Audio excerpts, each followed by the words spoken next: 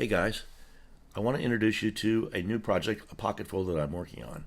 First, I start out with a template from the printer. I drop in the color to match the logo and artwork. These are the fold lines right here. It's 9 by 12 and it's laying flat. We have a pocket on the left and a pocket on the right. I'm going to add a white box that is going to be on the cover of the front of the pocket folder. This is the logo that I'm adding to the box.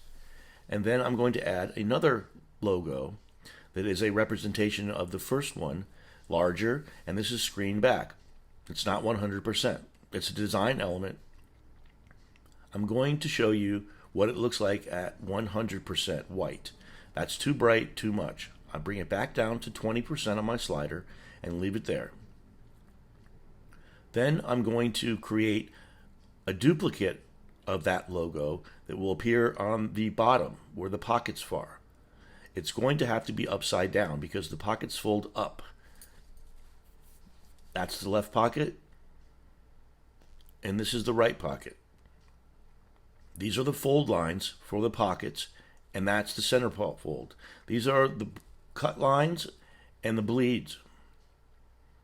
Next, I'm going to add the phone number and email address on the back in 100% white, and I'm going to add the web address on the front pocket right here. I want to do something different with this. I want it to be airy and light, so I'm going to add kerning, extra kerning. Kerning is the space between letters. Right now I have 800 units between each letter to stretch it out.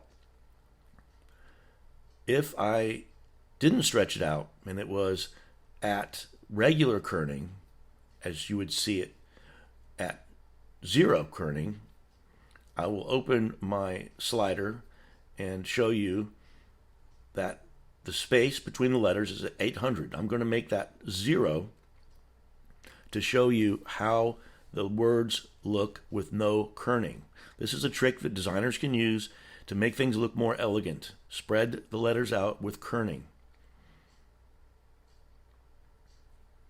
This project is being ready to print, and it will be folded and glued and delivered. And once it is, I will post the finished